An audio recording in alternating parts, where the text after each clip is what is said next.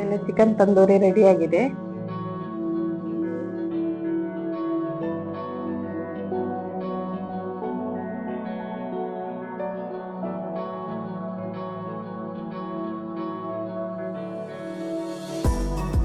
Welcome to my channel.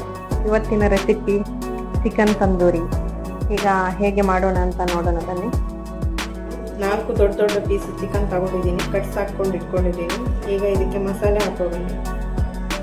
Tandoori ಚಿಕನ್ಗೆ ಬೇಕಾಗುವ ಸಾಮಗ್ರಿಗಳು: ಇದು ತಂದೂರಿ ಪೌಡರ್ 3 ಸ್ಪೂನ್ ತಗೊಳ್ತಿದ್ದೀನಿ.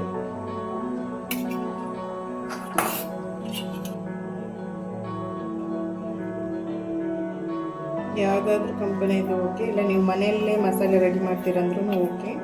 3 ಸ್ಪೂನ್ ತಗೊಂಡಿದ್ದೀನಿ ನಾನು. ಶುಂಠಿ ಬೆಳ್ಳುಳ್ಳಿ ಪೇಸ್ಟು ಮನೆಯಲ್ಲೇ ಮಾಡಿದ್ದು ನಾನು 2 ಸ್ಪೂನ್ ಹಾಕ್ತಾ ಇದ್ದೀನಿ.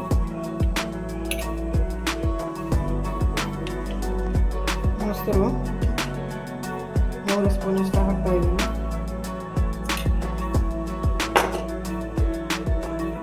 ಈಗ ಅರಶಿನ ಪೌಡರ್ ನಾನು 1/2 ಸ್ಪೂನ್ ಅಷ್ಟು ಹಾಕ್ತಾ ಇದ್ದೀನಿ. ಲಿಂಬೆಹಣ್ಣನ್ನು ಹಿಂಡ್ತಾ ಇದ್ದೀನಿ, 1 ಲಿಂಬೆಹಣ್ಣು ರಸ.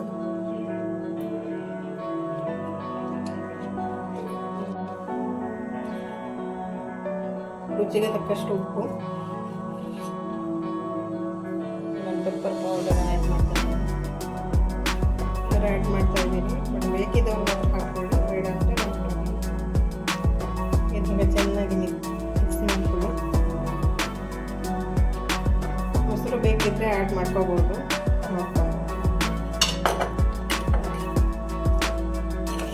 ಚಿಕನ್ಗೆ ಆ್ಯಡ್ ಮಾಡ್ತಾ ಇದ್ದೀನಿ ಮಸಾಲೆನ.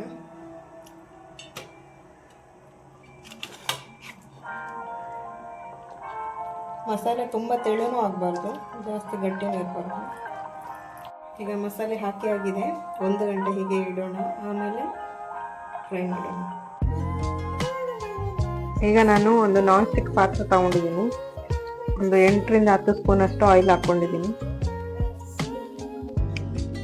ಇದು ಮ್ಯಾರಿನೇಟ್ ಮಾಡಿದಂಥ ಚಿಕನ್ನು.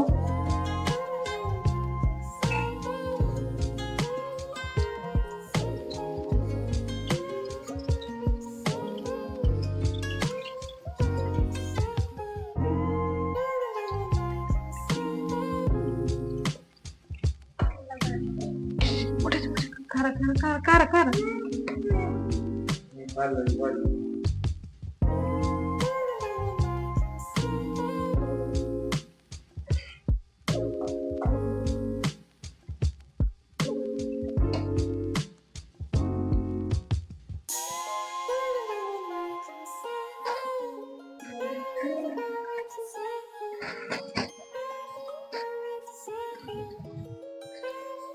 ಈಗ ನೋಡಿ, ಇದು 10 ನಿಮಿಷ ಆಗಿದೆ. ಈಗ ತಿರುಗಿ ಹಾಕೋಣ.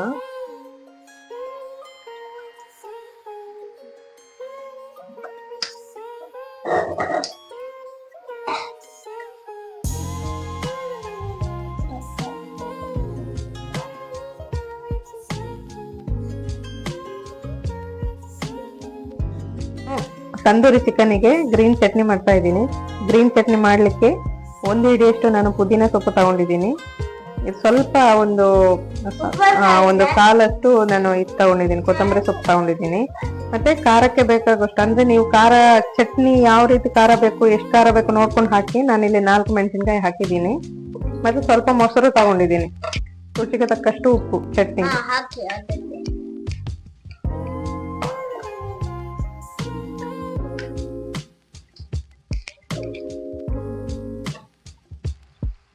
ಈಗ ಆಗಿದೆ ನೋಡಿ.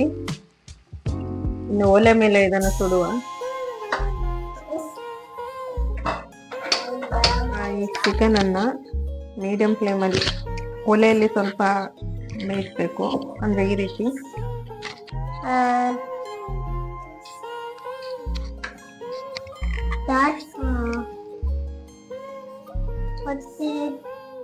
ಅಷ್ಟು ರಾತ್ರಿ ಹಾಕಿದ್ರೆ ಹಾಗೆ ಆಗುತ್ತೆ. ಅದಕ್ಕೆ ಮೆಲ್ಲ ಹಾಕ್ಬೇಕು.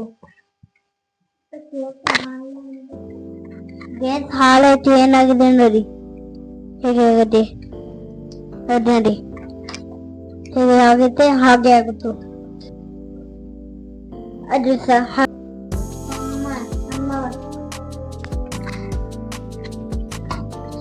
ಹಾಗೆ ನೋಡಿ ಹಾಗೆ ಕೈ ಹಾಕ್ಲಿಕ್ಕೆ ಇಲ್ಲ, ಅದೆಲ್ಲ ಹಾಕ್ಬೇಕು ನೋಡಿ. ಅದರಲ್ಲಿ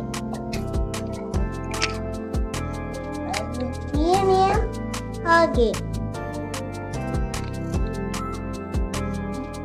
ಅದು ಹಾಲು ಹಾಕ್ಲಿಕ್ಕೆ ಇಲ್ಲ.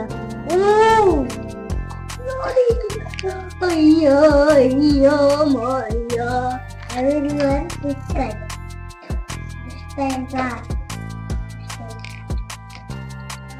ತಂದೂರಿ ಸಿಗುತ್ತೆ ಚಿಕನ್ ನಾಳೆ.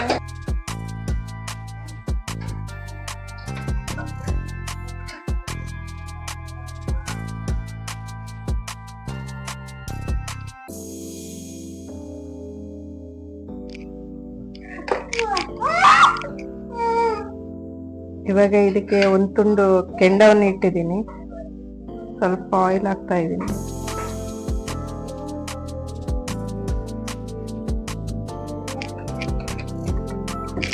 ಇವಾಗ ಒಂದು 10 ನಿಮಿಷ ಹೀಗೆ ಮುಚ್ಚಿಡೋಣ. ರೆಡಿಯಾಗಿದೆ ತಂದೂರಿ ಜೊತೆ ತಿನ್ನೋದಿದೆ. ಚಿಕನ್ ತಂದೂರಿ ರೆಡಿಯಾಗಿದೆ.